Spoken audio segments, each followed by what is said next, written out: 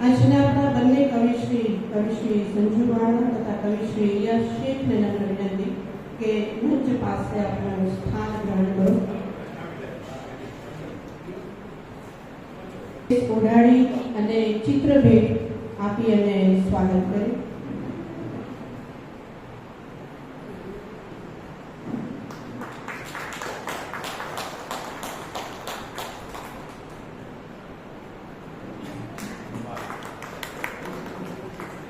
અને આ સાથે જ કવિ શ્રી ઇલિયાસ શેખનું પણ અભિવાદન કરે. કેસ ઓઢાડી અને ચિત્રભેટ આપીને કવિ શ્રી દાનવાગીના આપને વિનંતી.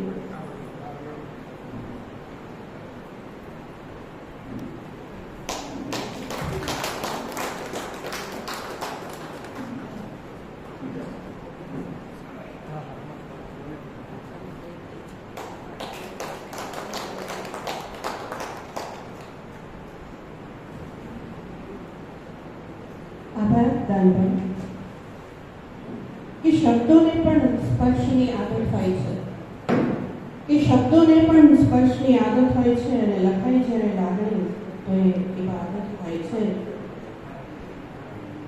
આપણી સમક્ષ આજે સૌ પ્રથમ જેઓ વ્યવસાય ઇન્ડસ્ટ્રીયલ વોટર પમ્પિંગ ટેકનોલોજીના નિષ્ણાંત છે, કોમર્સ મેનેજમેન્ટ વિદ્યાશાખાના અનુસ્નાતક, નાનપણથી જ સાહિત્ય લેખન અને સંગીતનો જેમને ઊંડો રસ છે અને શ્રી કૃષ્ણના પરમ પ્રેમી છે. વિશ્વ સાહિત્યનો જેમણે ગહન અભ્યાસ કર્યો છે અને ફક્ત નિજાનંદ માટે જેઓ વાર્તા અને કાવ્યોનું સર્જન કરે છે અને સોશિયલ મીડિયાના માધ્યમથી એ ભાવકોના ભાવ જગતને એના કાવ્યો પહોંચાડતા રહે છે. એમના એક શેરને અહીંયા રજૂ કરું તો કે અફવાઓની ખેતી કરે છે, નફ્ફટ રોજ ફજેતી કરે છે અને કોની યાદમાં ઝૂલી દરિયો ખુદને રેતી કરે છે. તો આવી સરસ મજાની જેઓની રચના છે એવા વધારે કોઈ પણ પ્રકારનો સમય કે કોઈ પણ ઔપચારિકતા દાખવ્યા વગર સૌથી પહેલા હું રજૂ કરું છું શ્રી ઇલિયાસ શેખજીને અને વિનંતી કરું છું કે અહીં પધારે પોતાની કેફેટ અને કાવ્ય પાઠ રજૂ કરે.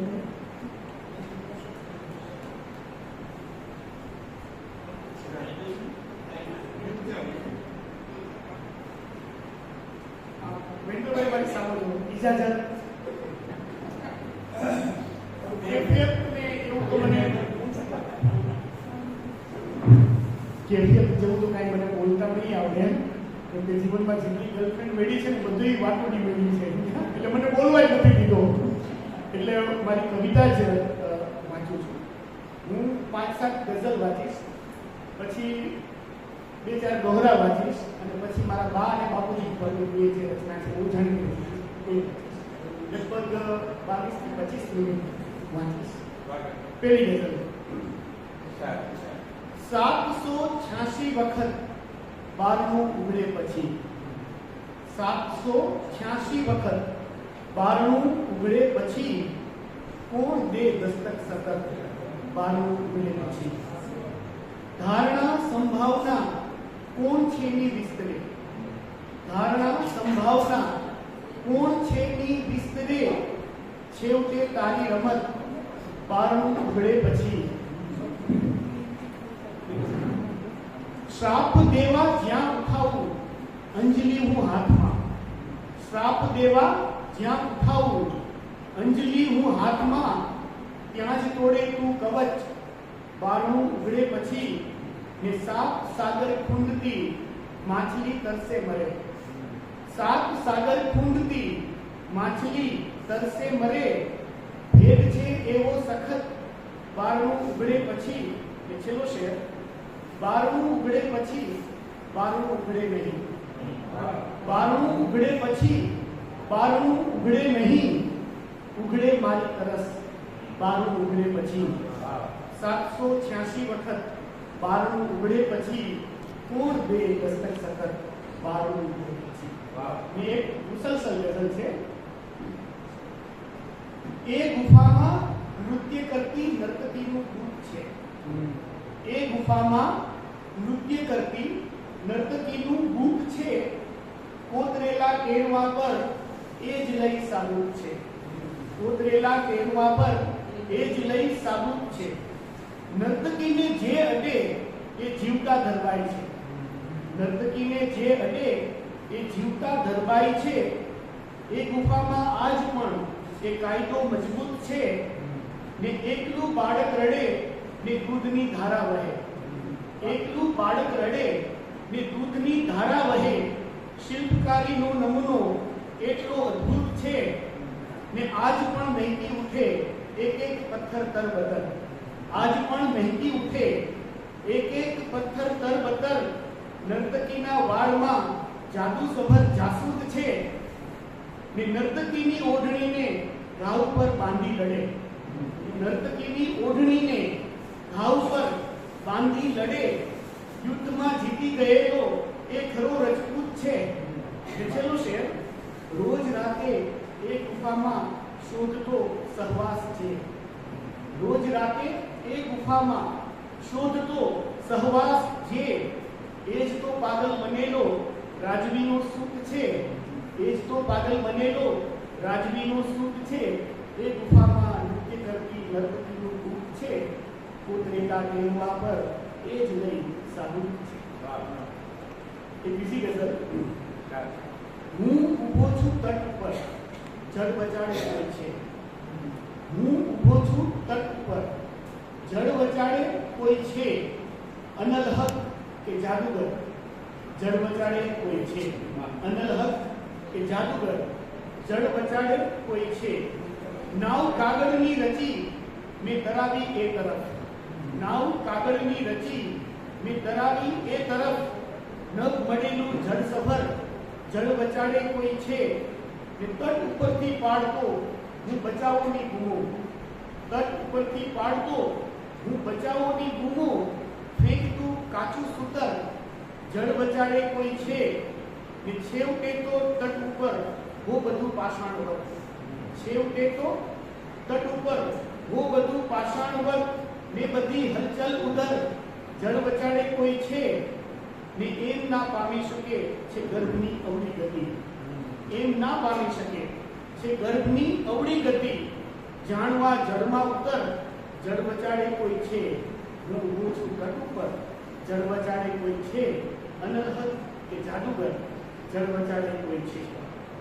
ને બીજી ગઝલ. મંત્ર ફૂંકી ફિર ઉડાઓ પારદીના પીરજી. મંત્ર ફૂંકી फिर उड़ाओ पारदीना पीर जी.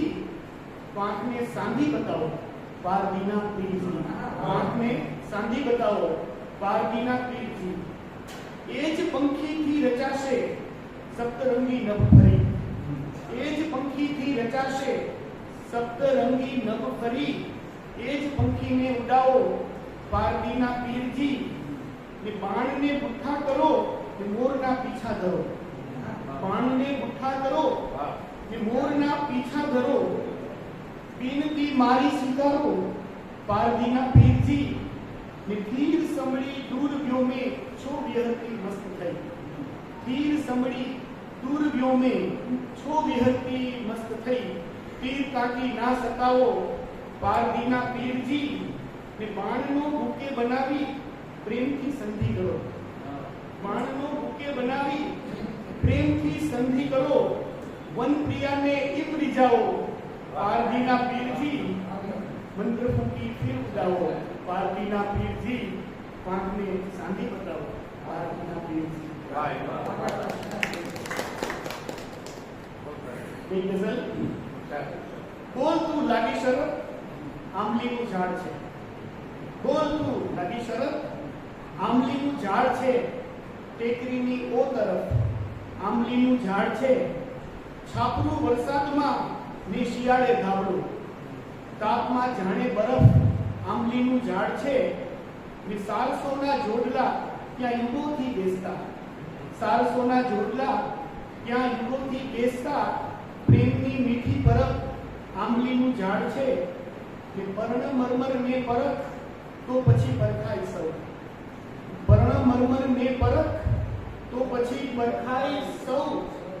ગામની સઘળી સમજ આંબલીનું ઝાડ છે ને એ વસે છે કઈ વિશે તું પૂછે જેના વિશે એ વસે છે કઈ વિશે તું પૂછે જેના વિશે પ્રત્યુત્તરમાં હર તરફ આંબલીનું ઝાડ છે ને તું ધરે તુલસીના પત્ર હું ધરું છું કાતરા તું ધરે તુલસીના પત્ર હું ધરું છું કાતરા આપણી વચ્ચે ફરક આંબલીનું ઝાડ છે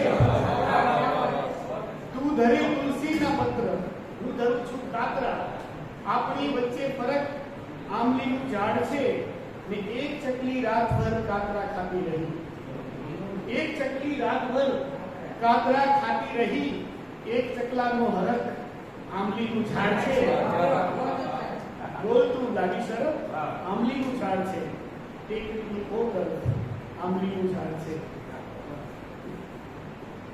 પગ તળે ધરતી અને માથા ઉપર આકાશ છે પગ તળે ધરતી અને માથા ઉપર આકાશ છે આત્મો અણનમ રહે એ રીતનો પ્રયાસ છે આત્મો અણનમ રહે એ રીતનો પ્રયાસ છે હાથને ઊંચું કરું અંબાઈ જાતા વાદળા હાથને ઊંચું કરું અંબાઈ જાતા વાદળા તું ઊભી હો એ જગાની વાત એવી ખાસ છે હાથને ઊંચું કરું અંબાઈ જાતા વાદળા તું ઊભી હો એ જગાની વાત એવી ખાસ છે ને ચાલને ઘર ઘર રમી ત્યાં આંબલીના છાંયડે ચાલને ઘર ઘર રમી ત્યાં આંબલીના છાંયડે બાજરીનો રોટલો ને માટલીમાં છાશ છે કેળના બે પાન વચ્ચે આપણું મળવું પછી કેળના બે પાન વચ્ચે આપણું મળવું પછી જો સમજતો બે ઉગાડી આંખનો આભાસ છે કે નાનપણમાં તે દીધેલા શંખ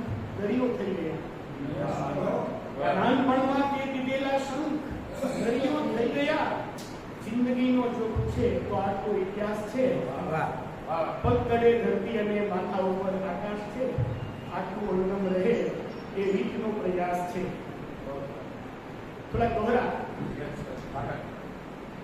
ખેતર લુમઝુમ મોલથી ખેડૂતા હરખાય ખેતર લુમઝુમ મોલથી ખેડૂતા હરખાય બે જીવ સોટી મોજથી વડલે ઝૂલા થાય જવ વાવો તો જવ લણો ને જુવાર દાણે ઝાર જવ વાવો તો જવ લણો જુવાર દાણે ઝાર ખેડૂત નેણે વાંચીએ કર્મયોગનો સાથ ને અડધી રાતે ઉંબરે આ કોને વાગે ઠેસ અડધી રાતે ઉંબરે આ કોને વાગે ઠેસ ઝબકી જઈને ભાંભરી વાડે બાંધી ઠેસ ને ખડકી ખખડી એકદા ત્યાં દોડી ગાંડી તું ખડકી ખખડી એકદા ત્યાં દોડી ગાંડી તું યુવા વયની ખાટલી ઢળવા દે એક ગઝલ સંભળાવી દઉં અને પછી મારી રચના સંભળાવું છું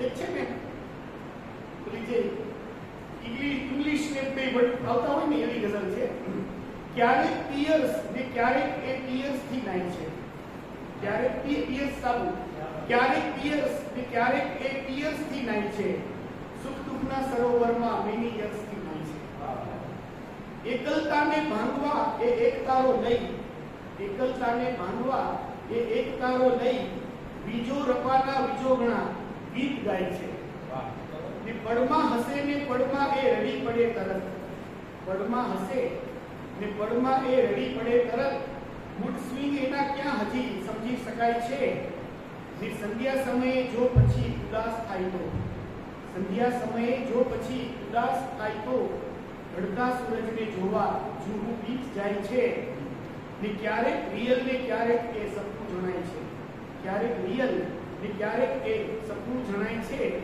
ઇલિયાજી પણ એ બેયમાં ડાયલ્યુટ થાય છે ક્યારેક પિયર્સ ને ક્યારેક એ પિયર્સ થી નાય છે સુખ દુઃખના સરોવરમાં મિની યર્સ થી નાય છે હવે બા અને બાપુજી ઉપરની જે રચના રહી ને એ પેલા બા ઉપરની અછાંદસ રચના છે બા.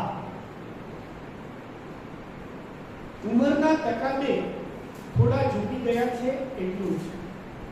ઉંમરના તકાદે થોડા ઝૂકી ગયા છે એટલું જ. બાકી આંખ આજ પણ તાકે છે ઉન્નત મસ્તકે આકાશના બીજા છેડાને કુમારીના ખંભેથી. ક્યારેય ખૂટતું નથી, ક્યારેય ખૂટતું નથી એના સાચાને છેડે બાંધેલું પડતું. એક તો અરીસામાં ને બીજે બસ એની આંખમાં જોઈ શકું છું રૂપાની આંખ. મોસૂજને ગલી ગલીએ છાણ વીણતી બા મને કાયમ રાતના ખરેલા તારા વીણતી પરી લાગી છે. દિવાલ પર હાર બંધ આપેલા છાણા મારે મન તો જાણે મીઠા જુવારના દાણા. અઢળક બણતણ વેચી વેચીને કાકા કેવા ભરી ભરીને બાએ બંધ રાખી છે અમારી મુઠ્ઠી. રસોડાનું એક એક વાસણ બની ગયું છે અક્ષય પાત્ર બાના બરકતી હાથે. ઉંમરના તકાદે થોડા ઝૂકી ગયા છે એટલું જ. બાકી આ બેઠા મારી સામે જ કડી સાકરના ટુકડાને સમરસ ઝઘડતા મારી નગરમાં સંજારી કરતા તમારી નાખે. તો બાપુજી પોતે રચના કરી. સીધી લીટીનું એક ધારું સમતોલ જીવીને બાપુજી હવે વૃદ્ધ થયા છે. સીધી લીટીનું એક ધારું સમતોલ જીવીને બાપુજી હવે વૃદ્ધ થયા છે. આરામ ખુરશીમાં બેઠા બેઠા જ એ પગ લંબાવી શકે અતળ પાતાળમાં ને હાથ ફેલાવી શકે અનંત આકાશમાં એટલા સમૃદ્ધ થયા છે. હમણાં જ કપાવેલા રેશમી સફેદ વાળ ચમકી ઉઠ્યા છે સવારના તડકા. કાળજીપૂર્વક માવજત પામેલ બાલ ગાડીમાં બાપુજીનો ચહેરો ખીલી ઉઠે છે તાજી મહેંદીના રંગ. રાતી તપકીરી ઇસ્લામી ગાડીને પસવારતા બાપુજી હવે મથતા નથી ગીતા કુરાન પરના ભાષ્યોને ઉકેલવા. 8 દાયકાઓથી પ્રત્યેક શ્વાસે વિદા છોડ્યા કરી છે ડોબાન ઉગડની જુગલ ગંધ. ફેરસા છલોછલ ભરીને ગોજરી ખાલી ખમ કરીને બાપુજી પ્રબુદ્ધ થયા છે. બાપુજીની ઘેરી લીલી ઝાંયવાળી આંખ તાક્યા કરે છે ટગર ટગર અમારા અજાણ્યા ચહેરા. ગંગાજળથી વજુ કરીને બાપુજી પરિશુદ્ધ થયા છે. બાંગ મુલ્લાની હો કે કુકડાની, નાગ ઝાલરનો હો કે નોબતનો, બાપુજીને કોઈ ફરક પડતો નથી. એમની ચેતનાનો ચેતસ ઓળંગી ગયો છે હવે મંદિરની ધજાઓ, મસ્જિદના મિનારા.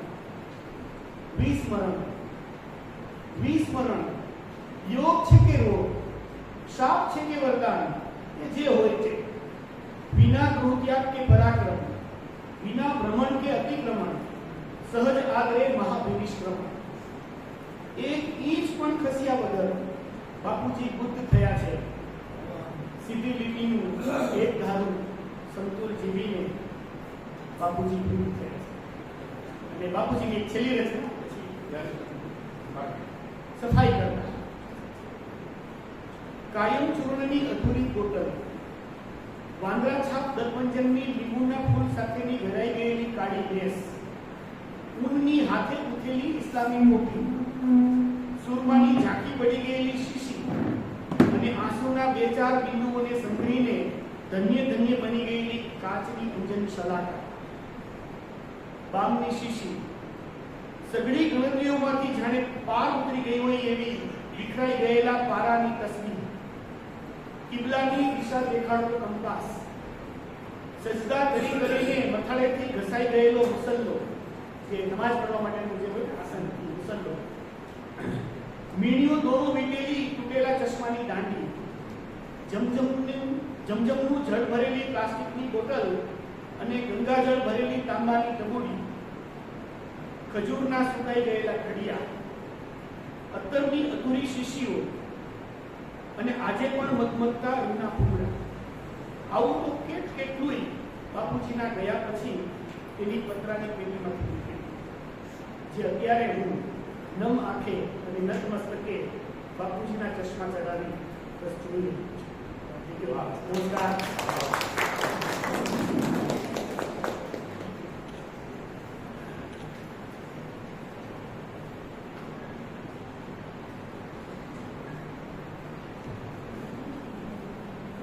એવી એક ગણતરી હતી કે આપણી પાસે ખૂબ સમયની મારામારી હોય છે, પણ તે છતાંય તે નથી લાગતું કે હું આ વાત જતી કરું. એટલે ખાલી પ્રકાશનોના જ નામ લઈ લઉં ને તો કંઈક કશુંક અથવા તો કિલ્લેબંધી, રાગાધીના, કવિતા, નામે સંજીવની, અદે હીવીજ, કડી કોઠડી, ગઝલ રસના, વાગ વસ્તુ, રસ પરિક્રમા, છે કે શિખરની મજા.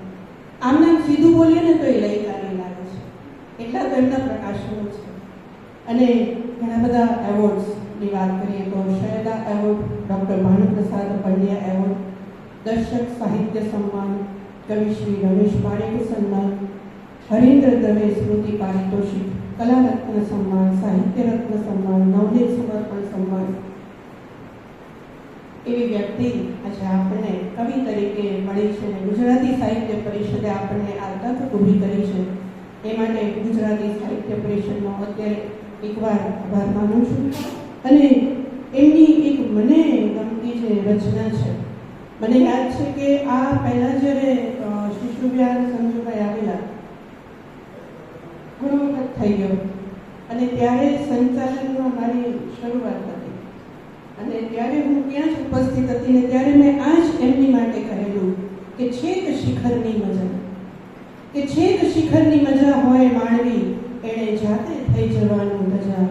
છેક શિખરની મજા ક્યાંથી પગલું પહેલું ભરીએ ગરવા હે શ્રી ગણેશ, એ માર્ગ દેખાડો જેમાં ક્યાંય ન વાગે ઠેસ, અથવા આપો અંદર અંદર રંઝણવાની મજા, છેક શિખરની મજા. તો આવા કવિને આજે આપણે એમની કેફિયત અને કાવ્ય પાઠ સાથે માણવાના છે. તો રજૂ કરું છું શ્રી સંજુભાઈ વાળાને. પ્લીઝ અહીંયા પધારો અને હવે માઇક સંભાળો.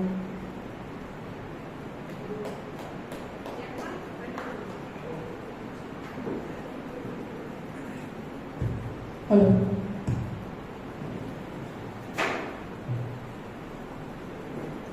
સૌને નમસ્કાર.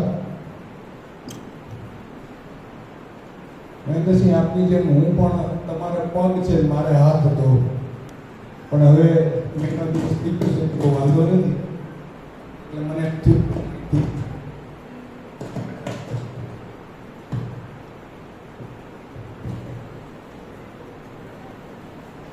હલો, હા થઈ ગયું છે. રાખી દો ને અહીંયા એટલે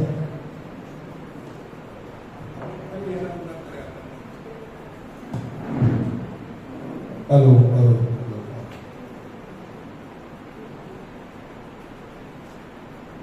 સૌ પહેલા તો શિશુ વિહારની આ પાવન ભૂમિને નમસ્કાર. અહીંયા કેટલી ચેતનાઓ મહેન્દ્રસિંહ વિહરી ગઈ છે. સૌથી છેલ્લે આપણે એમ જોઈએ તો તખ્તસિંહજી બાપુ.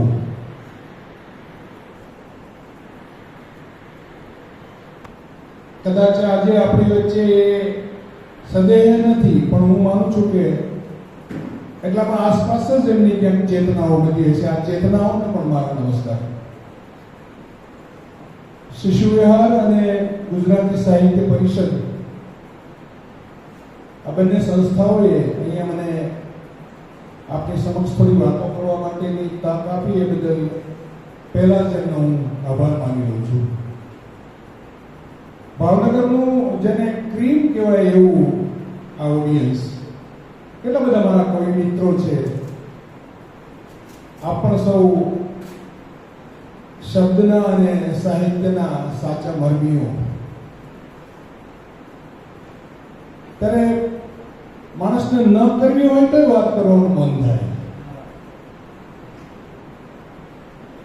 પણ હું જ્યાંથી મારી કવિતાની શરૂઆત થઈ એની થોડી વાત તમને કરી છે એટલે થોડી રસપ્રદ પણ છે નરેન્દ્રસિંહ. મારું ગામ ભાગડા, સાવરકુંડલા તાલુકામાં. ત્યારે સાવરકુંડલા છે ભાવનગરમાં હતો, તો હું ભાવનગર જ છું.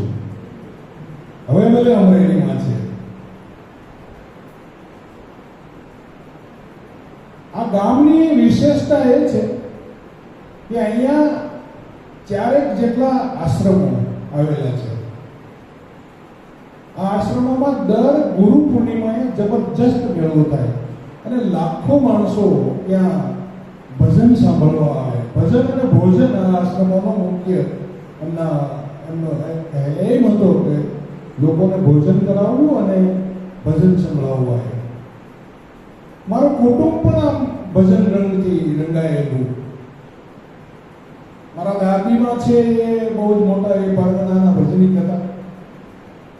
મારા પિતાશ્રીએ મને જે રીતે વાત કરી છે એ જોતા મહેન્દ્રસિંહ એવું કહ્યું હતું કે દાદીમાને ભજન કરવા તેડવા માટે થઈને આસપાસના 5-15 ગામોમાંથી વેલડું તેડવા આવતું કે માં હાલો આપણે તમારે ભજન ગાવાના, ભજન કરવાના છે. એ દાદીમાનું જે પિયર છે સાવરકુંડલા, જગા ભગત, આજે જગા ભગતની પણ મોટું મંદિર છે સાવરકુંડલામાં. એટલે એ પરંપરામાંથી આવું છું. એટલે ભજનનો શબ્દ છે એ મારા સાહિત્યમાં કોઈ પણ રીતે રસાયેલો જોવા મળે છે. આજે ભલે હું એમ કહેતો હોઉં કે આ ભજન છે એને હું ફેર તપાસની રીતે જોઉં છું, પણ એમ કહું કે ભજન, મારી કવિતા છે એ ભજનના ટેકે ઊભી છે. અને ભજનના ટેકે ઊભી હોય એમાં તો શું બીજું કહેવાનું હોય? એ કઈ આધુનિક કે અનુઆધુનિક કવિતાના છેડા ન પકડે. અને પરંપરાનો મોટો સાથ હોય. અને પરંપરાનો સાથ આપણી કોઈ પણ સાહિત્ય કૃતિને નથી એમ કેવું એ કોઈ પણ રીતે વ્યાજબી નથી લાગતું. પરંપરામાંથી જ આપણી વાર્તા આવી છે, પરંપરામાંથી જ આપણું ગીત આવ્યું છે, અને પરંપરામાંથી જ આપણું બધું સાહિત્ય જુદી જુદી રીતે આવ્યું છે. એટલે આ પરંપરાનો વારસદાર છું સાચો એમ કહું.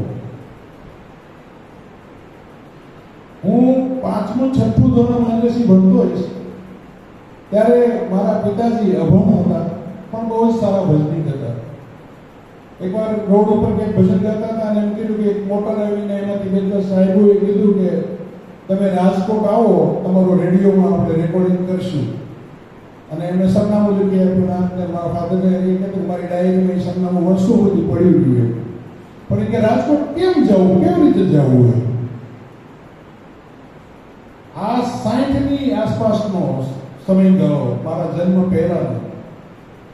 એ વખતે મારા ફાધરે આપણા સુરેન્દ્રનગર પાસેનું પીપળી, ત્યાં સવા બાપા કરીને સવા ભગત, બહુ મોટા આપણા જે છેલ્લો ભજનનો જે કહીએ આપણે મધ્યકાળનો છેલ્લો, મધ્યકાળ તો આમ તો ઘણા વહેલો પૂરું થઈ ગયા, પણ ખરેખર તો મધ્યકાળનો જે છેલ્લો વારસો સાચવો દેવારામ હોય કે સવા બાપા હોય કે એને 1961માં સવા બાપાએ સમાધિ લીધી. એ સવા બાપાને મળવા માટે મારા ફાધર નીકળ્યા 3.5 દિવસે પીપળી પહોંચેલા. એ સમય હતો.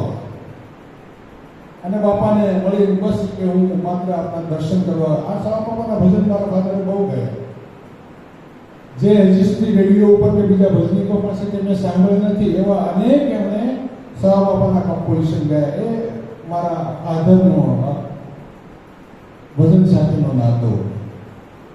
એ બાપાએ મને એક વખત એમ કીધું કે આ મારી 1-2 રચનાઓ છે, મને એક સારી બુકમાં ઉતારી આવો. એટલે બધું મેં એને પેલી લીટીવાળી બુક હતી ને, એમાં કાપડીઓમાં હતી, એમાંથી લીટીવાળી જે અત્યારે તો એ મૂકી નથી આવતી, એવી ચોપડી કાચા પૂઠાની હતી ને, એમાં મેં એમને લખી આપ્યા. આ લખીને તમે એમને આપી દીધો ને, એ બધું ઓકે. તો પછી મને એમ થયું કે આ બાપાએ જે લખ્યું છે ને, આવું તો હું લખી શકું. એ વખતે 7 વર્ષે હું સ્કૂલમાં દાખલ થયો હોઈશ, ત્યારે 6-7 ભણતો હોઈશ, એટલે મારી 14-15 વર્ષની ઉંમર હશે. તો મેં પણ થોડી એ પ્રકારના એ ચોપાઈ અને દોહા પ્રકારની રચનાઓ હતી, જે અહીંયા સાખી હોય છે, સાખી પ્રકારની બાપાની એ રચનાઓ દોહા હતા, સાખીઓ હતી. તો મેં પણ એવું કંઈક લખેલું. એ ચિઠ્ઠી મારી પાસે અત્યારે નથી મળતું મને ક્યાંય. અને મેં મારા પાપાને જ પાછી હિંમત કરીને દેખાડી કે ભાઈ આ જો મેં પણ લખ્યું છે. એટલે બાપાએ પ્રેમથી વાંચી લીધું. મને થોડુંક ભણ્યા હોત, તમને લખતા આવડતું હોય, ભાષા સાથેનો થોડો નાતો હોય, એટલે આવું બધું લખી શકાય. પણ જ્યાં સુધી અંદરથી શબ્દ ઉગે નહીં ને ત્યાં સુધી લખવું નકામું હોય. હવે આ વાત હશે લગભગ 75 આસપાસની, 74-75 આસપાસની કે એના પહેલાની 72-73 આસપાસની કદાચ ક્યાંક. પછી આ ઉગવું શું છે ને એ જોવા માટે છે ને 1985 સુધી રાહ જોઈ. ખબર જ ન પડે કે આ શબ્દ ઉગે કેવી રીતે ઉગે. લગભગ 79ની સાલમાં જસદણમાં મામલતદાર કચેરીમાં નોકરીમાં લાગી ગયો. જસદણનું નાનું એવું ગામડું, સરસ મજાનું. આમ સાંજના 8 થાય તો લગભગ બધું સંચાર થમી જાય એ પ્રકારનું. આરપી જોશી અને મારા મિત્ર જગદીશ ત્રિવેદી બધા મિત્રો એ વખતે મને મળ્યા. વાતો કરતા કરતા એમ થયું કે ક્યાંક લખીએ યાદ. જસદણની બાજુમાં એક બાખોડ ગામ, અને ત્યાં અમારા મિત્ર અસગર અલી જસદણવાળા, એ છે એ અકબર અલી જસદણવાળાના સન. એ ત્યાં હાઈસ્કૂલમાં એમએસસી સર્વિસ કરે, અને એ જસદણથી બાજુમાં બાખોડ 2.5 કિલોમીટર છે, ત્યાં પોતાનો સરસ મજાનો બગીચો અને સરસ મજાનું આમ એકદમ ફાર્મ હોય ને આપણે આ દિવસે એવો સરસ એનો ત્યાં એનું સરસ મકાન hatte. ત્યાં રહે ને એને સંગીત અને શબ્દ અને સાધના એટલે આ જ સાધના, બીજી કોઈ સાધના એમને કરેલી નહીં, પણ એમાં જ રચ્યા બચ્યા રહે એવા માણસ. ત્યાં અકબર અલી જસદણવાળા 15-20 દિવસે 2-4 દિવસ માટે આવે. અને એકવાર અકબર અલી આવેલા અને અમે 2-3 મિત્રો ત્યાં જઈ ચડ્યા. અને અસ્કરભાઈ મારી અકબર અલી જસદણવાળા સાહેબ સાથે ઓળખાણ કરાવી કે અમારા ભાઈ શ્રી સંજુભાઈ એ પણ અહીંયા મામલતદાર ઓફિસમાં છે અને એ પણ સરસ કવિતાઓ લખે છે. આ છે તો અકબર અલી જસદણવાળા એ તો ત્યારે મારી ઉંમર છે 22-23 વર્ષની. મને કીધું કે દીકરા વાંચ શું લખે છે. એટલે મેં કાચું પાછું એમને સંભળાવ્યું છે. એટલે પછી મને એમણે કીધું કે આ તો લખ્યું છે બરાબર, આ ગઝલ છે ને એને લખવી તો એ છંદ હોય, છંદમાં લખવી પડે.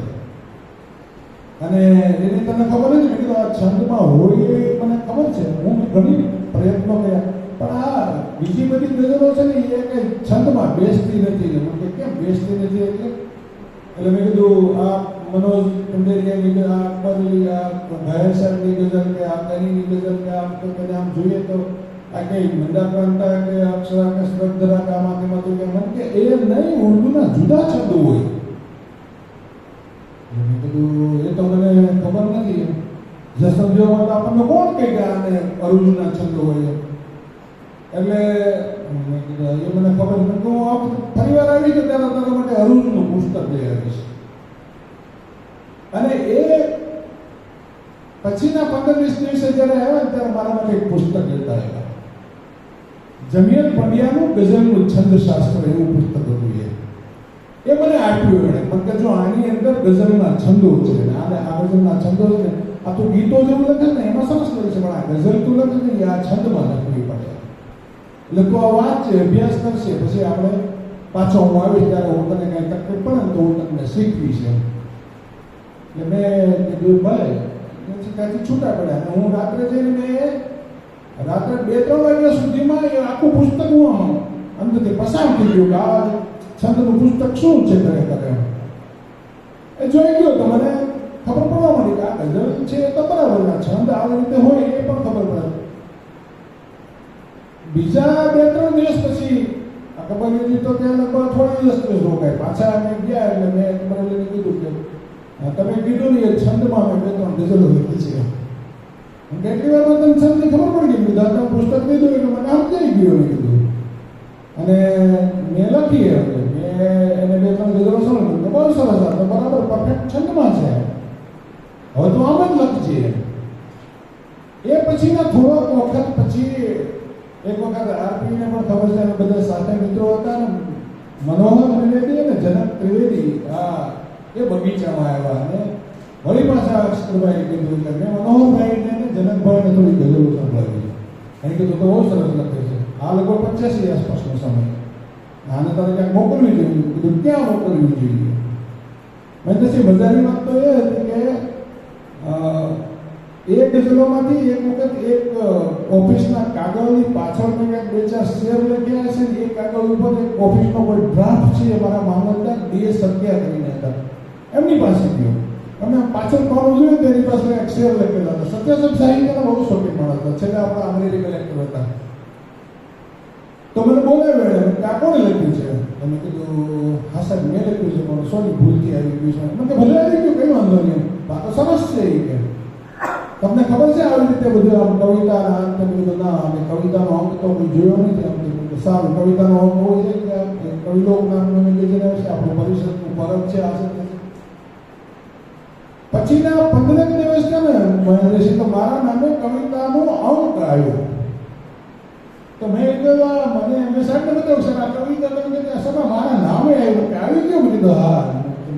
મને કેવું જસ્ટ આવ્યું છે? મને કે આપણો ભાઈ જતો હતો ને સુવાલી તો મેં કીધું કાલે સંજુભાઈ તું લવાજમ ભરજે. મારું પહેલું લવાજમ છે મારા મામલતદારે ભરેલું. અને ત્યાંથી ગઝલ લખતો શરૂ થયો. અરે મનોહરભાઈ અને જનકભાઈને મેં સંભળાવી અને કીધું આ તો બહુ સારી છે લખવાનું શરૂ કર અને તું છપાવ. અને મેં શરૂ કર્યું 1986ના જાન્યુઆરી મહિનામાં કવિલોકના અંકમાં મારી 4 ગઝલો એક સાથે આવેલી. અને પછી 86મું વર્ષ એવું હતું કે ગુજરાતી ભાષામાં એક મેગેઝિન એવું હતું જેમાં મારી કવિતાઓ ન હોય. એક જ વર્ષમાં એસ્ટાબ્લિશ થઈ ગયું એવું હતું. અને બધા સારી રીતે 86ના અધ્વચારા એકવાર નયન આપણા નયનભાઈ આવ્યા, નયન દેસાઈ. તો આવી તરત જ એને દિલીપ જોશીને ફોન કર્યો કે સંજુવાળા કોણ છે ને લઈને તું મારી પાસે આવે. એટલે આ રીતે મારી આખી કવિતાની પ્રોસેસ ચાલી અને કવિતા લખતો થયો અને આજે હું આપની સામે છું. પછી તો ઘણું બધું થયું. જસદણની આખી લાઇબ્રેરી મેં લગભગ મૂકી નાખી. જસદણની બહુ સમૃદ્ધ લાઇબ્રેરી. એમાં ગુજરાતી ભાષા વાંચી, અંગ્રેજી ભાષા વાંચી, વિવેચનો વાંચ્યા હશે. સાહેબ એ વખતે જે બધા સારા સારા પુસ્તકો કહેવાય ને એ પુસ્તકો હું વાંચતો હતો. એ વખતના પુસ્તકો મારી પાસે આજે તારીખ નાખેલા છે કે દાખલા તરીકે ચંદ્રકાંત ટોપીવાળાનો હદપારના અંશો અને આર્બિટ્રોસ હોય તો એ મારી પાસે હોય. ગુજરાતી ભાષાની જે બાની વિશેનો ટોપીવાળાના જે લેખો હોય ને ટોપીવાળા જેમાં કેવી રીતે મ્યુઝિકાલિટી એની અંદર આવે છે કવિતાની એ જે આખી વાતો કરી છે એ તો એ વખતે એ બધા પુસ્તકો વાંચ્યા. કવિતામાં એ રીતે કવિતા લખતો શરૂ થયો અને ધીમે ધીમે કરતા પછી આપના સુધી આજે અહીંયા હું પહોંચ્યો છું. આ મારી કવિતાની પ્રોસેસ છે. પણ એ કઈ કવિતા મને આજે સમજાય છે એ પણ બહુ જરૂરી છે. હું એમ માનું છું કે કવિતા છે ને એ ક્યાંય ઉપરથી પડતી હોય તમે નીચે ઉપાડી ધોધની જેમ ઝીલી લો એવું કંઈ થતું નથી. કવિતાને તમારે કેળવવી પડે. એમ છતાં સતત આશ્ચર્ય તો એમ થાય છે કે આ પંક્તિ અથવા આ શેર મેં કેવી રીતે લખી નાખ્યું હોય છે. એક પછીના 15 દિવસ પછી તમને સમજાય છે. આ તો મને તો આવું કંઈ ખબર નથી. મારી પાસે આ પંક્તિ અથવા શેર આવ્યો કે નહીં, કેવી રીતે આવ્યો. એટલે પેલો ધોધ નથી એ સાચી વાત છે. પણ તમારી જે અંદર તમારે ક્યાંક કવિતાને શોધવાની છે, તમારી અંદરથી જ ઉભરાની જેમ કવિતા આવે એ પણ એટલી જ હકીકત છે. આપણું આખું એ જે સંત સાહિત્યનું સંત મતનું મહેન્દ્રસિંહ અધ્યાત્મમાં આવ્યું અને સૌથી મોટી વાત એ કરી કે તમારે ક્યાંય બહાર ફાંફા મારવાના નથી. જે કંઈ છે એ તમારી અંદર છે, અંદરથી શોધવું હોય. અને જેને અંદરથી શોધ્યું છે ને એને જ પાકો એન્લાઇટરનો હોદ્દો મળ્યો છે. એને પાકા એન્લાઇટર હોવાની પ્રતિક્રિયા થઈ છે. એ પછી રવિ સાહેબ હોય તો ભલે ને એ પછી આપણા સવા બાપા હોય તો પણ ભલે. કારણ કે એને ભીતરથી આ કવિતાનો શબ્દ એને આના ભજનનો શબ્દ ફૂટ્યો છે. કેવા આશ્ચર્ય તમને ભજનમાં થાય. આપણે હું નાનો હતો ને ત્યારે મારા ફાધર સાથે મારે એવું થતું કે બપોરે મારા ફાધર થોડીક વાર જોનું ખાવા માટે બેઠા હોય ત્યારે હું રેડિયો પર ગીત સાંભળતો. થોડું વધારે વોલ્યુમ હોય તો એને ધીમું કરી દે. વહેલી સવારે ફાધર ભજન વગાડે ને હું ત્યારે સૂતો ત્યારે જો બધું વોલ્યુમ હોય તો હું ધીમું કરી નાખું. એમ બધું મને થતું હતું ફાધર આ ભજનમાં શું અવાજ તો કલબલિયા વાગે છે નકરું આમ તેમ ગાય છે. હવે આજે એ સમજાણું કે એ ભજનનો શબ્દ છે એ જેમ તેમ નહોતો. આજે જે હું ભજનો વિશે મારી વાત ક્યારેક મારા આસ્વાદોમાં કરતો હોઉં છું એ તમે વાંચો તો તમને ખ્યાલ આવશે કે આ ભજનની તાલીમ છે ને મને મારી પરંપરાએ આપી છે, મારા વારસાએ મને આપી છે. એટલે કવિતા છે એ પણ ક્યારેય હુલાસથી લેવા જેવી વસ્તુ નથી. આ એક જીવાતું તત્વ છે તમારી અંદર, કવિની અંદર ઉછરી રહેલું. કોઈ એમ ધારે કે હું હમણાં કવિતા લખી નાખું એમ કવિતા લખી શકાતી નથી. અને કોઈ એમ ધારે કે હું આ કવિતા લખી નાખીશ તો આમ લખી નાખીશ તેમ લખી નાખ, એ પણ થતું નથી. કવિતાના જે પોતાની એક નિયતિ હોય એ નિયતિ છે કવિતાના શબ્દની. એ શબ્દની નીતિ છે એ કવિના શબ્દની સુરતા સાથે સંડોવાય ત્યારે કવિતાનો કોઈ શબ્દ ફૂટે. સવાબાપે સરસ કીધું છે કે એવો સ્વયંવર સદગુરુના દેશમાં પરણે શબ્દને સુરતા ધાર. એવો સ્વયંવર સદગુરુના દેશમાં આ સુરતા અને શબ્દનું આવું જો મિલન થઈ જાય તો તમે સંત કક્ષાએ પહોંચો. પણ આપણો શબ્દ છે એ આપણી પ્રજ્ઞાની સાથે સાથે ચાલે એ તો બહુ જરૂરી છે. આપણી સુરતા તો એટલી સ્થિર ન હોય કે આપણે એને તરત જ આપણે ઈડા પિંગલા અને સુષુમ્નાને ત્રિકોટી ઉપર ખેલાતી જોઈને આપણે સુરતાને બ્રહ્મરંધ્ર તરફ વાળીએ. આ બધું આપણે સાધનાના માણસો નથી, આપણે તો શબ્દના માણસો છીએ. એટલે આપણાથી આ ન થાય. પણ આપણને એ તો ખબર પડે કે આ શબ્દની અંદર કેવી તાકાત અને કેવી ત્રેવડ રહેલી છે. આ જોતા આ સમજતા આ વિચારતા આ વાંચતા કવિતા સાથે રહેવાનું બધું છે. કવિતા થોડી વાંચીએ અને એમાં પણ જો ક્યાંક આપણે વાત કરવાની થતી હશે તો કરશું. એ વખતની જે 85-86 એટલે કે આજથી જે 35-40 વર્ષની જે રચનાઓ હતી એમાંની એક બે રચનાના થોડા શેર હું તમને સંભળાવું. એક ગઝલ છે કે અહીંથી ઉઠાવીને ઓ પાર ફેંક્યો, અહીંથી ઉઠાવી ને ઓ પાર ફેંક્યો, જણસ રડની જાણી લગાતાર ફેંક્યો ને નગર નાગરિકતાનો આચાર ફેંક્યો, ત્વચા જેમ વળગેલ વ્યવહાર ફેંક્યો. શેર છે મિત્રો એનો કે કુહાડાનો હાથો બની નમણી શાખે, શાખ એટલે નાનકડી ડાળી જે હોય તે, અને સૌથી જે સુવાળી ગાંઠ વગરની ડાળી હોય ને એ જ કોઈ પણ હથિયારનો હાથો બને.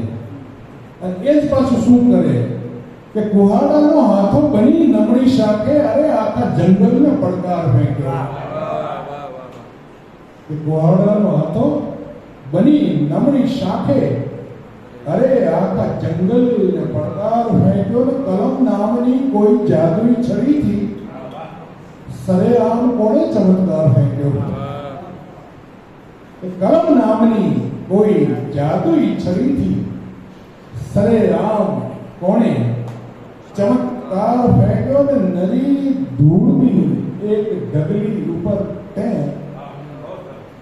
કે નરી ધૂળની એક ઢગલી ઉપર તે વિનાકારને રમ્ય અંબાર ફેંક્યો. વિનાકારને રમ્ય અંબાર ફેંક્યો અને છેલ્લો છે એનો કે હજુ પણ છે મશગુલ ચર્ચામાં સંતો, કે હજુ પણ છે મશગુલ ચર્ચામાં સંતો, અમે પ્રશ્ન એવો ધોવાધાર ફેંક્યો. કે હજુ પણ છે મશગુલ ચર્ચામાં સંતો, અમે પ્રશ્ન એવો ધોવાધાર ફેંક્યો. બીજી ગઝલ છે કે ભીતરી પીડાના સરસંધાન સમજાતા નથી, ત્યાં નદીએ ભેંસ કે ભગવાન સમજાતા નથી. કે ભીતરી પીડાના સરસંધાન સમજાતા નથી, ત્યાં કદીએ ભેંસ કે ભગવાન સમજાતા નથી. ને વૃક્ષને થડ મૂળ ડાળી પાન સમજાતા નથી. વૃક્ષને જો થડ મૂળ ડાળી પાન સમજાતા નથી, ત્યારે પંખીઓને સ્વયંના ગાન સમજાતા નથી. ત્યારે પંખીઓને સ્વયંના ગાન સમજાતા નથી. ને હાથમાં ગીત છે સાંભળ કે હાથમાં એના દિશા સૂચન મૂક્યું છે વાણનું. કે હાથમાં એના દિશા સૂચન મૂક્યું છે વાણનું, જેમને નૈઋત્ય ને ઈશાન સમજાતા નથી. કે હાથમાં એના દિશા સૂચન મૂક્યું છે વાણ, જેમને નૈઋત્ય ને ઈશાન સમજાતા નથી. ને એ ખરું કે સ્પર્શની બિનપ સુધી પહોંચાય છે. કે એ ખરું કે સ્પર્શની બિનપ સુધી પહોંચાય છે, પણ ત્વચા ઉપર થતા તોફાન સમજાતા નથી. એ ખરું કે સ્પર્શની બિનપ સુધી પહોંચાય છે, પણ ત્વચા ઉપર થતા તોફાન સમજાતા નથી. ને મિત્રો આ છેલ્લો શેર તમારા માટે કે આપને હું કઈ રીતે વૈષ્ણવ કહું હે ભક્તજન.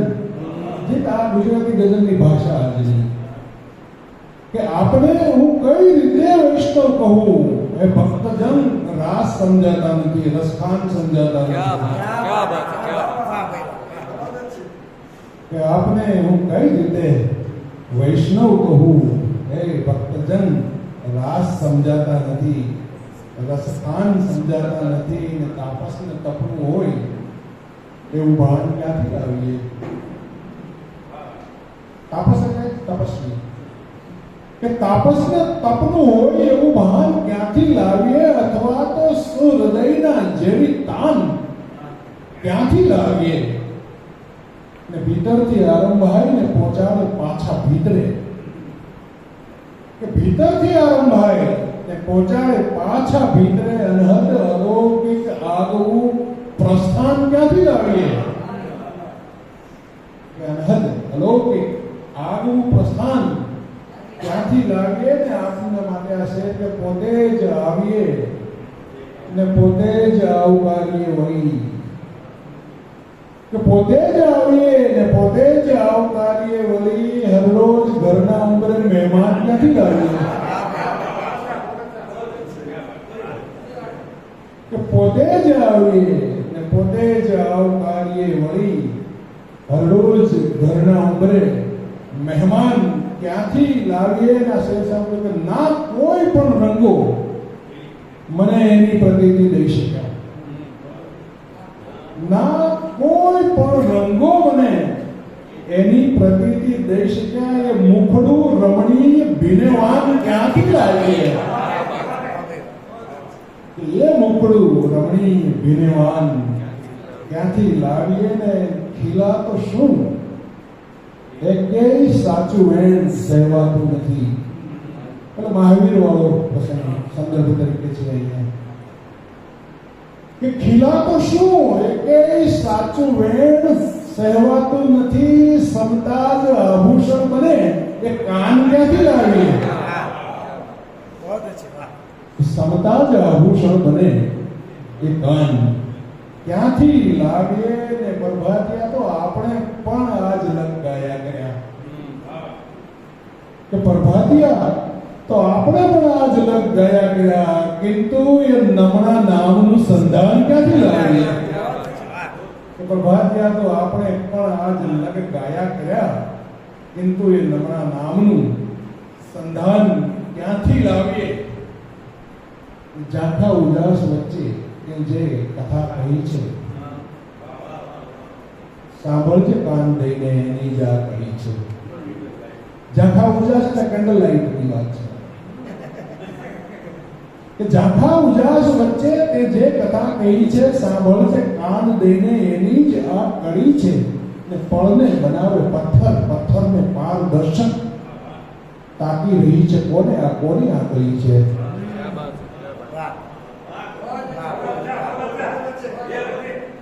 કે પળને બનાવે પથ્થર પથ્થરને પારદર્શક તાકી રહી છે કોને આ કોની આંગળી છે ને શેઠ સાંભળ્યું કે નખ હોય તો કપાવું ડખ હોય તો નિવારવું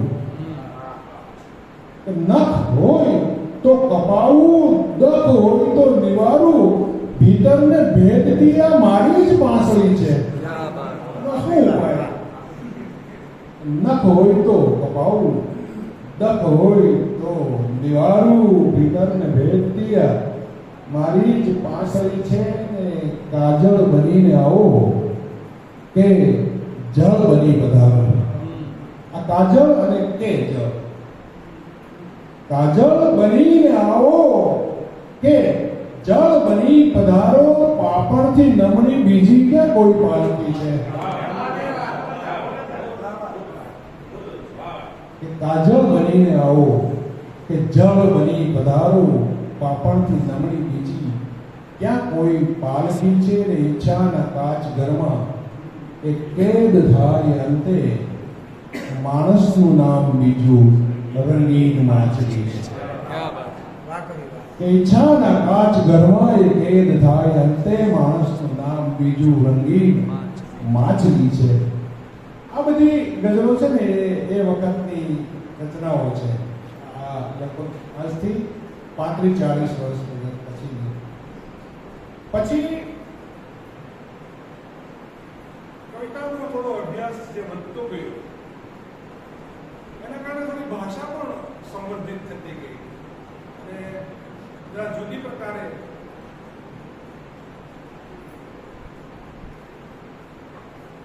કવિતા કરવી જોઈએ એવું પણ મને લાગવા માંડ્યું અને અભિવ્યક્તિમાં ભાષાની રવાનીમાં ભાષાના એસોસિએશનમાં અને ભાષાનું જે એ બે શબ્દો વચ્ચે જે જગા પૂરવાની હોય અને બે શબ્દોના સાનિધ્ય માટેની થોડા પ્રયત્નો થયા અને એ પછી બીજા પછીના સંગ્રહોમાં આવેલા એમાંની એક બે રચનાઓ પર તમને સંભળાવું કે તાર સાથે આંગળીઓ સંતલસમાં ઉતરી કોઈ સિતારિસ્ટ હોય ને તો એને તરત જ આ વસ્તુ સમજાઈ જાય છે કે તાર સાથે આંગળીઓ સંતરસમાં ઉતરી એ જે એકાત્મ હોય એવું થાય તો શું થાય કે લ્યો ગઝલ છેડી નવે નવ અંતરસમાં ઉતરી લ્યો ગઝલ છેડી નવે નવ અંતરસમાં ઉતરીને સત ઘડીએ લાગણી બોલવતા રસમાં ઉતરી ઝીણી ઝીણી કાળજી લીધી તો કસમાં ઉતરી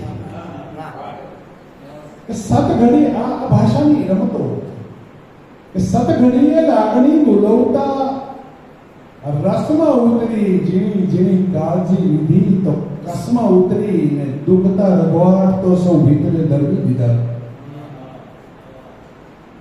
દુખતા રઘવાટ તો સૌ ભીતરે દરવી દીધા તો શરીરની સૌ સમસ્યા ઉધરસમાં ઉતરી હવે તમે જેટલી વસ્તુ દબાવો ને એ જ પાછું આવતું હોય છે આ સાયન્સનો નિયમ છે તમે જેટલું વચ્ચે તમે કેમ ઓતરાઈ જાવ તો પાછું જેમ નાખ્યું એ પાછું આવે કે દુખતા રઘવાટ તો સૌ ભીતરે ધરવી દીધા તો શરીરની સૌ સમસ્યા ઉધરસમાં ઉતરીને છે કે 8-10 પીડા વ્યથાઓએ નગર માથે લીધું 8-10 પીડા વ્યથાઓએ નગર માથે લીધું આપદા બાકી હતી તો છેલ્લી બસમાં ઉતરી ક્યા બાત છે 8-10 પીડા વ્યથાઓએ નગર માથે લીધું આપદા બાકી હતી તો છેલ્લી બસમાં ઉતરીને એક થોડો દેશ થોડો નાજુક છે સાંભળ હિંમત કે સાંજની કોઈ વિલંબિત રાગિણીની લય છટા. સાંજની કોઈ વિલંબિત રાગિણીની લય છટા સમ ઉપર આવી અને સીધી જ નસમાં ઉતરી. સાંજની કોઈ વિલંબિત રાગિણીની લય છટા સમ ઉપર આવી અને સીધી જ નસમાં ઉતરીને સાંભળ્યા ગુલજારને ગઝલોય વાંચી શ્યામની. સાંભળ્યા ગુલજારને ગઝલોય વાંચી શ્યામની છેવટે સાચી હકીકત સોમરસમાં ઉતરી. સહજ રીતે હસવું આવે એવો શેર છે, પણ સોમરસ કરતા હકીકતને તમે સમજો. સુફીઓની અંદર જે સમાધિના જે સુફીની સાધનાઓના કેટલાક સ્ટેજ છે, એમાં શરીયત છે એ લાલન પાલન સંભાળવાનું છે, શરીરને હાથ ધોવા છે, ત્યાંથી શરીયતથી શરૂ થાય. શરીયત છે, મનાકત છે, તરીકત છે, હકીકત છે, મારીફત છે, અને પછી હા અને હોશ સુધી કક્ષા આવે એને આપણે અવધૂતી અવસ્થા કહીએ. મોટાભાગના કવિઓ છે અથવા શબ્દ સાથે જે કામ કરતા હોય છે ને એ જબૃતી અને હકીકતની વાતો કરતા હોય છે. આ હકીકત આ છે. હવે આ પાછું ફરી વાત સાંભળો. સાંભળ્યા ગુલજારને ગઝલોય વાંચી શ્યામની છેવટે સાચી હકીકત સોમરસમાં ઉતરી. ને છેલ્લો શેર છે કે જો ગઝલના ગામમાં દુષ્કાળ લીલા ખાબક્યા, લ્યો ગઝલના ગામમાં દુષ્કાળ લીલા ખાબક્યા, ગીત આનાવાળી પણ માઠા વર્ષમાં ઉતરી. ગીત આનાવાળી પણ માઠા વર્ષમાં ઉતરી. ધરવી શકે જો પાછો બંદૂકમાં ભડાકો, ત્યારે કવિ તું પાકો. આ ત્રિપદી છે. ત્રિવેણી ને એ બધું લખાતું હતું, પણ ત્રિવેણીમાં શું થતું હતું મોટા ભાગે કે બધાના કાવ્યા જુદા જુદા હોય. આ પૂર્ણ ગઝલ પણ છે અને ત્રિપદી પણ છે. એટલે ગુજરાતી ભાષામાં પહેલા આવી ત્રિપદીઓ નથી લખાય. આ બધા હર્ષદે આપણા લખી, જવાહરભાઈ ત્રિવેણીની બધી લખી, પણ આ પ્યોર ગઝલ પણ કરી અને સાથે ત્રિપદી પણ કરી. કે ધરવી શકે જો પાછો બંદૂકમાં ભડાકો, ત્યારે કવિ તું પાકો ને વિંધે પરોવે પહેરે નિશબ્દનો ઇલાકો, ત્યારે કવિ તું પાકો. કે વિંધે પરોવે પહેરે નિશબ્દનો ઇલાકો, ત્યારે કવિ તું પાકો ને નેવાના પાણી મોભે વાળીને પાડે હાંકો, ત્યારે કવિ તું પાકો. કે નેવાના પાણી મોભે વાળીને પાડે હાંકો, ત્યારે કવિ તું પાકો ને તરકીબ ને તરીકા છાંડી જમાવે છાપો, ત્યારે કવિ તું પાકો. કે તરકીબ ને તરીકા છાંડી જમાવે. સામાન્ય રીતે આપણી ગઝલો છે ને આજે કવિની જરૂરિયાત કરતા ઓડિયન્સને રાજીપા માટે લખાય છે, અને એ ઓડિયન્સનો રાજીપો કરનારાઓએ રાજીપો કરવો જરૂરી છે, કારણ કે ગઝલ ઉપર તો એનો નિભાવ છે. પણ આપણે જો મારી જેવા હિંમત જેવા કે મહેન્દ્રસિંહ જેવા અમારો કવિતાઓ પર નિભાવ નથી. અમારો નિભાવ છે ને એ તો જુદો છે. આ છે ને એ તો અમારું પોષણ છે. આ તો અમને જીવાડે છે. એટલે તરકીબને તરીકા ન આવે. એમાં આવે તો અંદરથી ભીતરથી જે ઉફાણા મારતો હોય ને એવો શબ્દ આવે. તરકીબ ને તરીકા છાંડી જમાવે છાપો, ત્યારે કવિ તું પાકો. આ બધી પછીની રચનાઓ છે કે એમાં શું કરવી ચટપટ, તું પણ સટ ને હું પણ સટ. તો કે બેની મજા શું હોય છે એમ કે એમાં શું કરવી ચટપટ, કિંગ ક્રોસ. એમાં શું કરવી ચટપટ, તું પણ સટ અને હું પણ સટ. ગાંઠ વળી ગઈ છે નિંગટ, થાય નહીં પાંચમની છઠ. ગાંઠ વળી ગઈ છે નિંગટ, થાય નહીં પાંચમની છઠ. ને છૂટક છૂટક કે લાગટ, ફેરા ફરવાના 68. કોક છૂટક છૂટક ફરે, કોક લાગટ ફરી જાય, પણ એ તો રૂટીન તો આ છે. કે છૂટક છૂટક કે લાગત ખેરા ફરવાના અવસરને તારા સિંહાસનની સામે અમે એટલે ઢાલ્યો બાજટ. તારા સિંહાસનની સામે અમે એટલે ઢાલ્યો બાજટ ને તારે શું તડકો શું ડાઢ ઓરે પોતળી સુકી ભટ્ટ.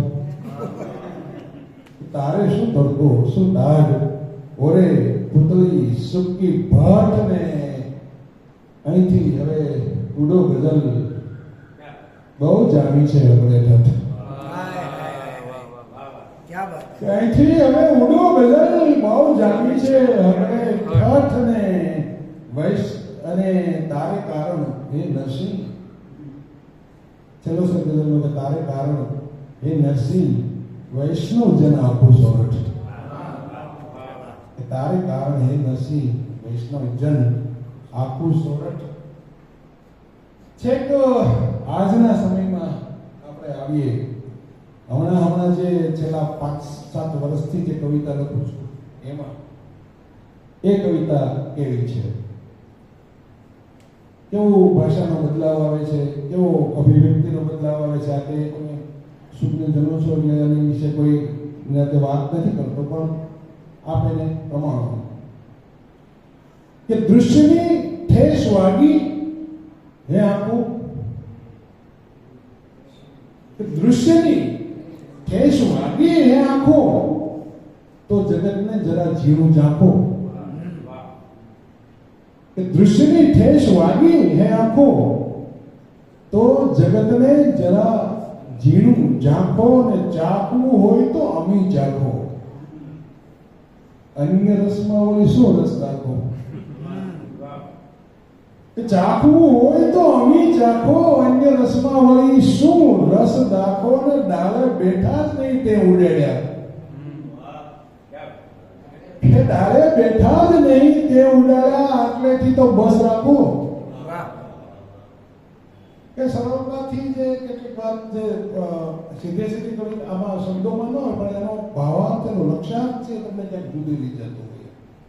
કે ડાળે બેઠા જ નહીં તે ઉડાડ્યા. આટલેથી તો હવે બસ રાખો ને એની મરજી હશે તો ઉગડશે એમ સમજીને બહારના વાકો.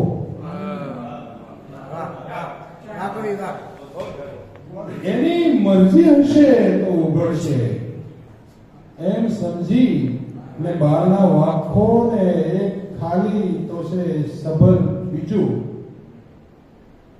છે જીવન દેવડીમાં ઘટ લાખો.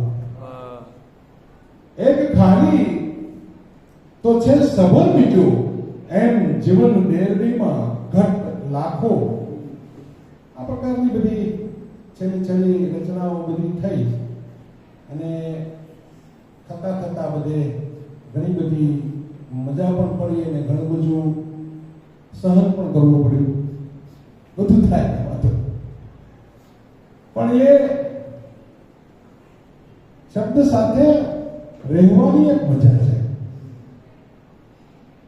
તમે ક્યારેય શરૂઆત કરી હિમલ ત્યારે આપણને ખબર હતી કે આપણને શિશુ વિહાર બોલાવે, આપણને સાહિત્ય પરિષદ બોલાવે, આપણને આ ઇનામ મળે, આપણને તે ઇનામ મળે.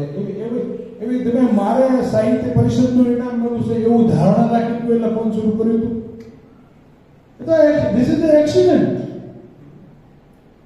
થાય તો થાય ને ન પણ થાય. બાય પ્રોડક્ટ છે. કવિ એની ઉપર ધારણા રાખીને ન બેસે, એની સામે તાકીને ન બેસે.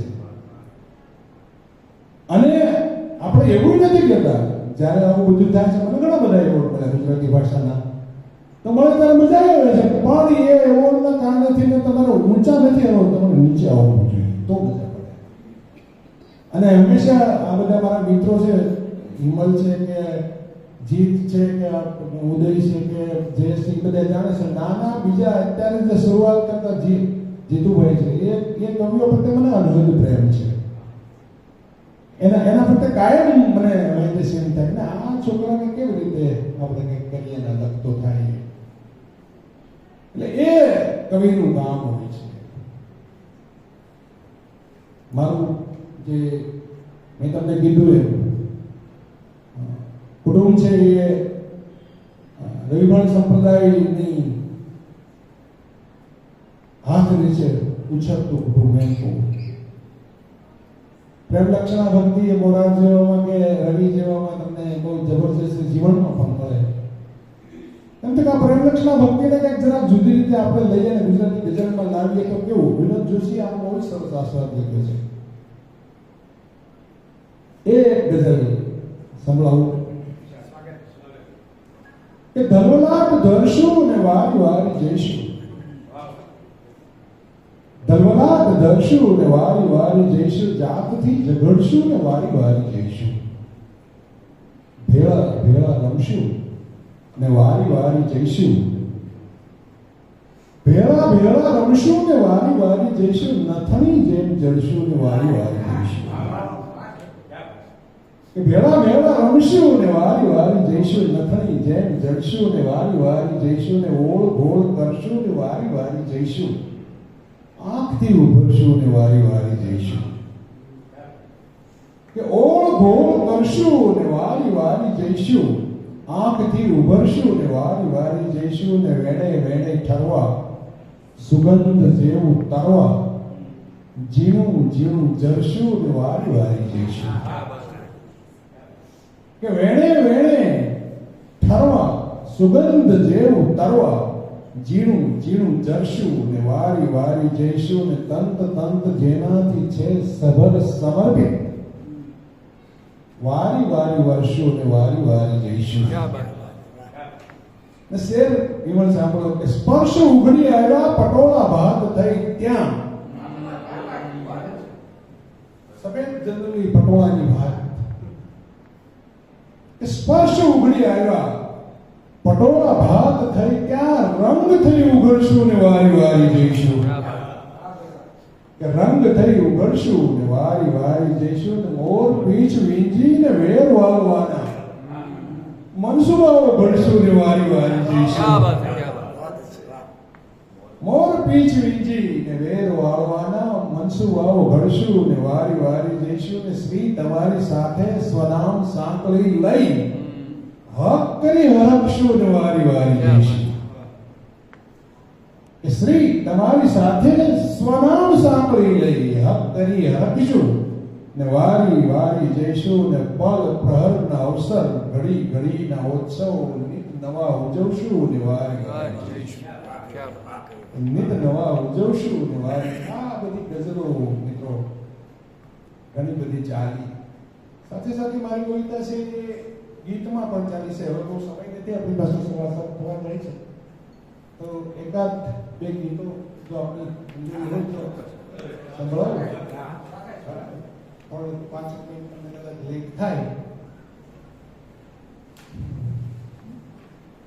કે જાણ્યું એવું જડ્યું નહીં કઈ, બહુ જંજેડ્યા ઝાડ પરંતુ પડ્યું નહીં કઈ. જાણ્યું એવું જડ્યું નહીં કઈ, બહુ જંજેડ્યા ઝાડ પરંતુ પડ્યું નહીં કઈ. વનમાં જાજા વાંસ વાયરા શીશ ડોલાવી વાતા, દળક ઢળક સૌ ડાળ ઘાસને ચડે હિલોળા રાતા. બધું બરાબર કિંતુ સ્વરમાં જડ્યું નહીં કઈ. આ એક જીવનની પોઝિટિવ બાજુ છે કે તમે જ્યાં છો ત્યાં લલક ઢળક ડાળ હોય, સરસ વાયરા વાતા હોય, ઘાસ પણ સરસ લહેરાતું હોય, ત્યાં તમને મજા પડી જાય એવું વાતાવરણ હોય.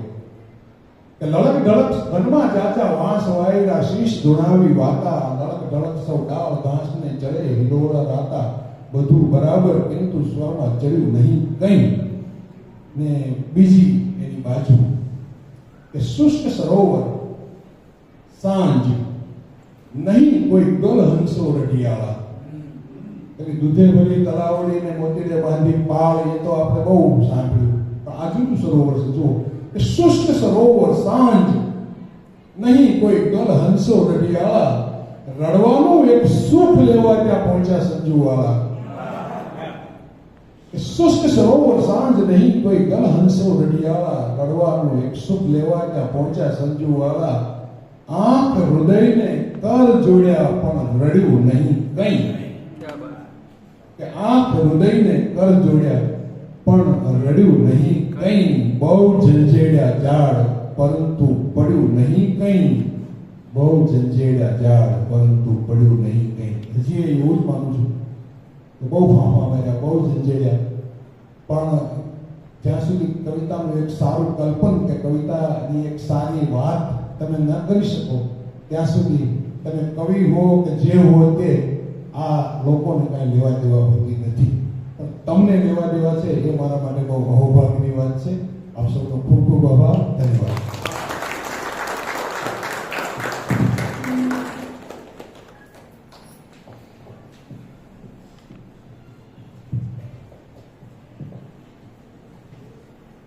આપણી વચ્ચે આજે કવિ શ્રી દાન પાટીલ ઉપસ્થિત છે, જેઓ ગુજરાતી સાહિત્ય પરિષદના કારોબારી સભ્ય છે અને આજનો આ સુભગ સન્માનમય છે એ સમયે હું એમને ખાસ કહીશ કે આજના પ્રસંગોચિત આપણને કંઈક બે શબ્દ પ્લીઝ.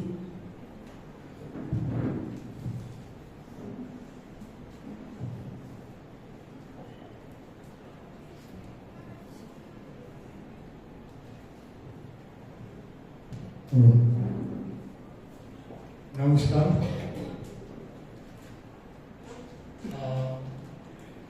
ભૂમિ રામભાઈ ભટ્ટ ગુરુજી ગુસ્સા સૌને વંદન. માઇક પર લગભગ 7-8 મહિને આવું છું. ટેલિફોન માઇક સાથે આનંદ છે કે સભામાં હમણાંથી એકાદ બે એટેન્ડ કરીશ.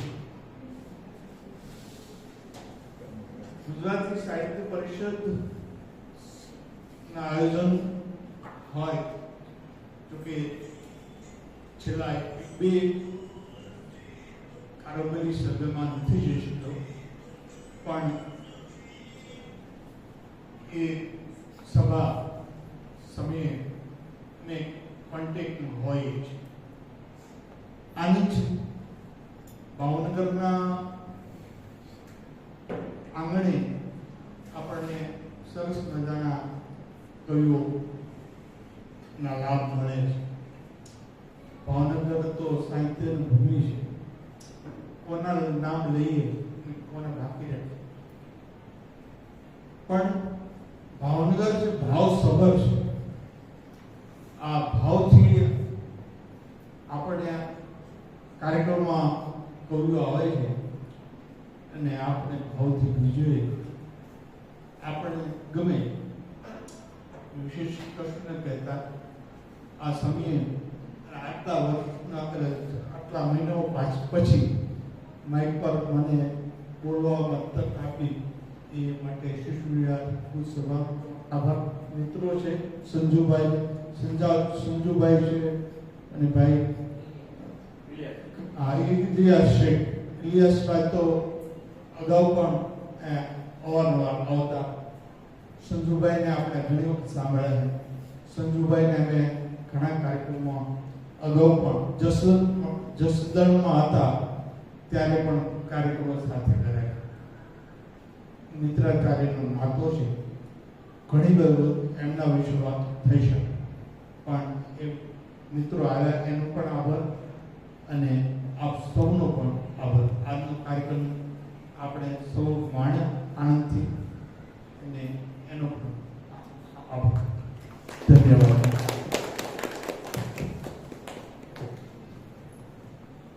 દાનભાઈ આપણે આવ્યા એ માટે આપનો આભાર અને આપનું સ્વાસ્થ્ય અવનવું સરસ મજાનું સરસ રહે એવી ઈશ્વરને પ્રાર્થના અને આવતા જ રહેશો એવી અમારી લાગણી. અહીંયા હિમલભાઈ કંઈક જાહેરાત કરવા માંગે છે એમની વિનંતી. Thank you. ધનભાઈ અમને આવા પાછા મળ્યા એનો બહુ આનંદ છે. Thank you Sanjubhai. Thank you. Yes, 31મી મે આપણે કવિતા કક્ષનો 86મો કાર્યક્રમ કરી રહ્યા છીએ. આજે જ એક સરસ સમાચાર આવ્યા છે કે ગુજરાત સાહિત્ય અકાદમી હવે આ કાર્યક્રમમાં આપણી સાથે જોડાઈ રહી છે. એટલે એના ડોક્યુમેન્ટેશનમાં અમને બહુ મોટો આવ્યો છે. નેખમ જે યોગેશ વૈદ્યનું અત્યારે હમણાં જ પુરસ્કૃત થયેલું એક દીર્ઘ પ્રકૃતિ કાવ્ય છે કે જે ગીરની પૃષ્ઠભૂમિ ઉપર આધારિત છે. અને આ લેખમનું જેમ આપણે કવિતા કક્ષમાં સૈરેન્દ્રીનો પઠન કરેલું, વિનોદભાઈએ પોતે કરેલું, એમાં લેખમ પણ 6 સર્ગનું દીર્ઘ કાવ્ય છે જે ગીરના વાતાવરણની પૃષ્ઠભૂમિમાં રચાયેલું છે. અને આ કાવ્યનું પઠન થઈ રહ્યું છે આકાશવાણી અને રંગમંચના કેટલાક ઉત્કૃષ્ટ કલાકારો, ઉદ્ઘોષકો અને જે લોકો આ પ્રકારના વાચકમ સાથે સંકળાયેલા હોય એવા. તો યોગેશ વૈદ્યનું દીર્ઘ કાવ્ય લેખમ, એનો કાવ્યપાઠ કરશે શ્રી ભરત યાજ્ઞિક, રાજુ યાજ્ઞિક, ધારેશ શુક્લ અને વરદા યાજ્ઞિક. તો યાજ્ઞિક પરિવાર આપણે સૌ નાના હતા ત્યારથી લઈને રેડિયો ઉપર ભરતભાઈ રેણુબેનને સાંભળતા આવ્યા છીએ. આનંદ થશે ભરતભાઈ એમની સ્વાસ્થ્ય અનુકૂળ રહે અને ચોક્કસ વધારે તો વધારે આનંદ થશે. નહીં તો એમનો અવાજ આપણે રેકોર્ડિંગથી માણીશું. પણ રાજુભાઈ છે, વરદા છે, ધારેશ આવી રહ્યો છે, ફૂલછાપરા તંત્રી જ્વલન છાયા પધારી રહ્યા છે અને લેખમ અને બીજા પ્રકૃતિ કાવ્યો વિશે આપણી સાથે થોડી વાત કરવાના છે. અને યોગેશભાઈ પોતાની સર્જક તરીકેની કેફિયત રજૂ કરશે. 31 તારીખ રવિવાર રાત્રે 8:30 વાગે મેઘાણી મિની ઓડિટોરિયમમાં. અહીંયા ભાઈ વત્સલ અને ધ્યેય છે તમને એનું કાર્ડ આપી દેશે. IPLની ફાઇનલનો ભોગ આપવો પડશે. અને આ આયોજનની સામે કદાચ એ ભોગ નાનો છે. IPL તો આવતી રહેશે, પણ આવું દીર્ઘ કાવ્ય આટલી સરસ રીતે આવા કલાકારો દ્વારા માણવાની તક છે એ ભાગ્યે જ મળતી હોય છે. સૌને આમંત્રણ છે. આજે અહીંયા હાજર ન હોય અને તમને એમ લાગતું હોય કે આ કાર્યક્રમમાં રસ પડે એવા કોઈ લોકો છે તો એમને પણ અમારા વતી ચોક્કસ આવકારશો. સમયસર આ કાર્યક્રમ હશે એટલે રવિવારે 8:30 વાગે આપણે મળીએ. Thank you.